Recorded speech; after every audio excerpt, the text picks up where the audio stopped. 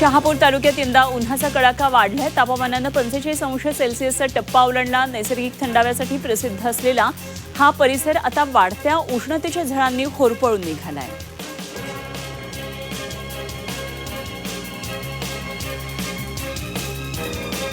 वाशिममध्ये दिवसेंदिवस तापमानात वाढ होतीये आणि तीव्र उकाड्यामुळे नागरिक हैराण झाले। त्यामुळे लिंबू सरबत, सोडा आणि उसाच्या रसासारख्या थंड पेयांची मागणी मोठ्या प्रमाणात वाढली आहे। लिंबाची मागणी वाढल्यानं दरामध्ये वाढ झाली आहे।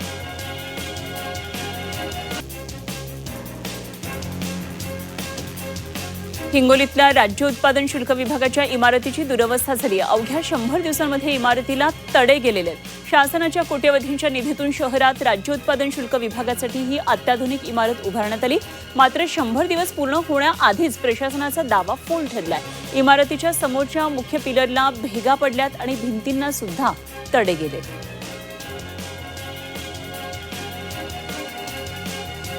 हिंगोलीच्या राहुली परिसरात शेतकऱ्याच्या शेतातील गोठ्याला आग लागली। आगीमुळे शेतकऱ्याचं लाखो रुपयांचं साहित्य जळून खाक झालं। शेतकऱ्याचं मोठ्या प्रमाणात आर्थिक नुकसान झालंय। जळगावच्या यावल तालुक्यातल्या सातपुड्याच्या पर्वतरांगांमधील चारमळी पाड्यावरच्या भीषण पाणी टंचाईची बातमी झी 24 तासनं दाखवली होती आणि या बातमीची राज्याचे पाणीपुरवठा व स्वच्छता मंत्री गुलाबराव पाटील यांनी गंभीर दखल घेतली। गुलाबराव पाटील यांनी संबंधित अधिकाऱ्यांना खडसावत 2 दिवसांमध्ये पाईपलाईन करण्याच्या सूचना दिलेल्या। साताऱ्याच्या माण खटावमध्ये भीषण पाणी टंचाई निर्माण झाली। 17 गावांना टँकरनं पाणी पुरवठा करण्यात येतोय। टँकरची संख्या वाढवण्याची मागणी केली आहे। टँकरची संख्या न वाढवल्यास आंदोलनाचा इशारा देण्यात आला आहे। वाशिमच्या काटेपूर्णा अभयारण्यामध्ये वाढत्या पाणी टंचाईच्या पार्श्वभूमीवर वनविभागानं वन्यजीवांसाठी विशेष उपाययोजना केल्यात। कडक उन्हाळ्यामुळे नैसर्गिक पाणवठे आटण्याची शक्यता निर्माण झाली आहे। अभयारण्यामध्ये टँकरद्वारे पाण्याचा पुरवठा वाढवण्यात आलाय। वनविभागाकडून विविध भागात शेकडो कृत्रिम पाणवठे तयार करण्यात आले।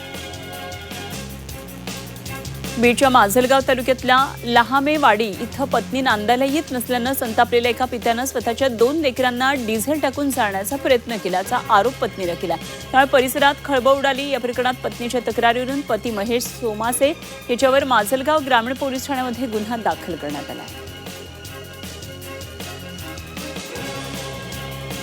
जळगावमध्ये 17 वर्षाच्या मुलीचा विनयभंग झाल्याची घटना समोर आली। या प्रकरणामध्ये रामानंद नगर पोलीस ठाण्यामध्ये तरुणाविरुद्ध पॉस्को कलमानुसार गुन्हा दाखल करण्यात आला आहे। तरुण अल्पवयीन मुलीला मोबाईलवर वारंवार मेसेज आणि अश्लील फोटो पाठवत असल्याचं तक्रारीत नमूद केलं।